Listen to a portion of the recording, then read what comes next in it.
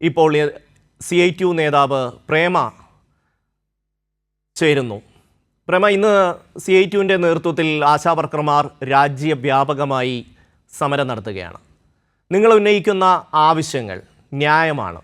ആശാവർക്കർമാരെ തൊഴിലാളികളുടെ ഗണത്തിലേക്ക് മാറ്റണം. ഇപ്പോൾ സന്നദ്ധ സേവകരെന്ന നിലയിലുള്ള പരിഗണനയാണ്, ശമ്പളമല്ല ഓണറേറിയമാണ് അവർക്ക് ലഭിക്കുന്നത്. ഈ ഒരു സാഹചര്യത്തിന് മാറ്റമുണ്ടാകണം. പക്ഷേ തിരുവനന്തപുരത്ത് സമരം ചെയ്യുന്ന SUCI ആശാവർക്കർമാർക്ക് ഈ ഒരു ആവശ്യമില്ല. ഈ രണ്ട് നിലപാടുകൾ ഒന്ന് വിശദീകരിക്കാമോ? കേരളത്തിലെ ആശാവർക്കർമാർ മാത്രമല്ല, ദേശവ്യാപകമായിട്ടാണ് ഇന്ന് സമരം തീരുമാനിച്ചതും നടപ്പാക്കുന്നതും. ഒരു വർഷക്കാലമായി ആശാവർക്കർമാർ സമരത്തിലാണ്.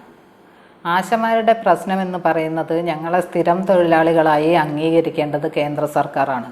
കേന്ദ്രത്തിൻ്റെ NHM പ്രൊജക്റ്റിൻ്റെ ഭാഗമായി പ്രവർത്തിക്കുന്ന ആശമാർക്ക് സ്ഥിരം തൊഴിലാളികളായി അംഗീകരിക്കപ്പെടുകയും തൊഴിലാളികൾക്ക് വേണ്ടതായ ആനുകൂല്യങ്ങളും അവകാശങ്ങളും നൽകണം എന്നുള്ളതാണ് ഞങ്ങൾ മുന്നോട്ട് വെക്കുന്ന മുദ്രാവാക്യം. ആ മുദ്രാവാക്യം അംഗീകരിക്കാൻ വേണ്ടി കേന്ദ്ര സർക്കാർ തയ്യാറാകുന്നില്ല എന്നുള്ളതാണ് വസ്തുത. ഈ ആശമാരുടെ ഓണറേറിയത്തിൽ മാത്രമല്ല, ഓണറേറിയം നൽകുന്നു എന്ന് കേന്ദ്ര ആരോഗ്യവകുപ്പ് മന്ത്രി സംസാരിച്ചെങ്കിലും ഓണറേറിയം നൽകാൻ പോലും തയ്യാറായിട്ടില്ല എന്നുള്ളതാണ് വസ്തുത. നിശ്ചിത ഇൻസെൻറ്റീവും ഫിക്സഡ് ഇൻസെൻറ്റീവുമാണ് ആശമാർക്ക് നൽകുന്നത്.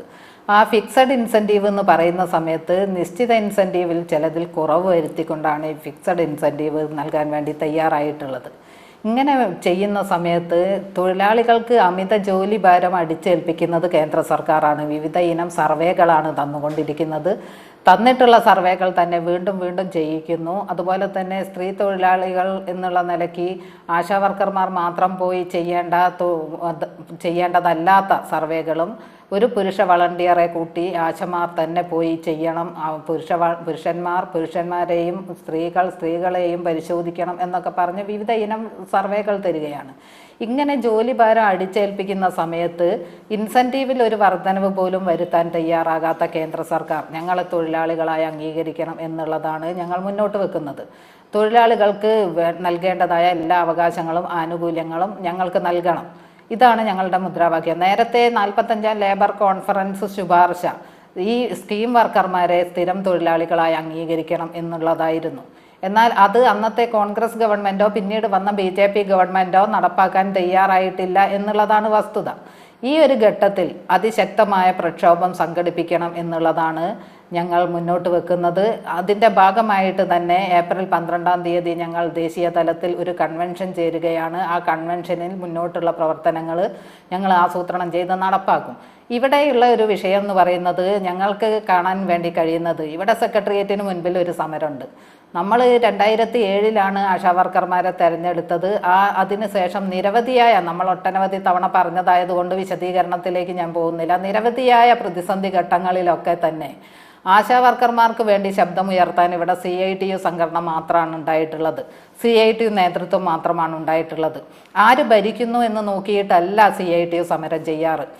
തങ്ങളുടെ കൊടിക്കീഴിൽ അണിനിരന്ന തൊഴിലാളികളെ സംബന്ധിച്ചിടത്തോളം ഒരു പ്രതിസന്ധി വരുമ്പോൾ അല്ലെങ്കിൽ ഏതെങ്കിലും തരത്തിലുള്ള ആനുകൂല്യങ്ങൾ നിഷേധിക്കപ്പെടുമ്പോൾ പുതിയവ നേടിയെടുക്കേണ്ടി വരുന്ന സമയത്തൊക്കെ തന്നെ ആശാവർക്കർമാരെ അണിനിരത്തിക്കൊണ്ട് സമരമുഖത്തിറങ്ങുക എന്നുള്ളത് സെക്രട്ടറി ഏത് ഭരണം എന്നുള്ളത് നോക്കിയിട്ടല്ല. എന്നാൽ ഇപ്പോഴുള്ള ഒരു സമരം എന്ന് പറയുന്നത് തികച്ചും തൊഴിലാളി വിരുദ്ധമായ ഒരു സമരമാണ്. ആശാവർക്കർമാർക്ക് അനുകൂലമല്ലാത്തൊരു സമരമാണ് എന്ന് നമ്മൾക്ക് വ്യക്തമാകുകയാണ്.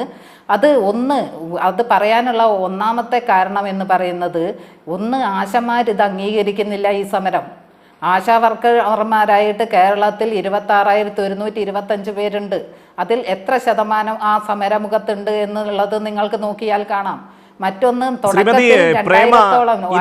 ആശാവർക്കർമാർ ഈ സമരത്തെ അംഗീകരിക്കണമെന്ന് ഇല്ലല്ലോ. ഇവിടുത്തെ മാധ്യമങ്ങളും അതുപോലെ തന്നെ BMS അടക്കമുള്ള സംഘടനകളും അംഗീകരിച്ചാൽ മതിയല്ലോ.